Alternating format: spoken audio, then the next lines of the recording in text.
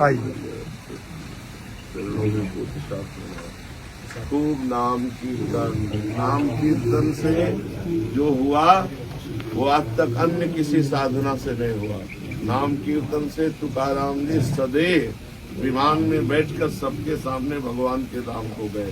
और कलयुग में केवल नाम कीर्तनम यस्य, नाम कीर्तन हरेर नामयु हरेर नामयु हरेर नामयु केवलम कलौ नास्ते व नास्ते व नास्ते गति। भगवान श्री कृष्ण द्वैपायन व्यास देव जी के वचन है।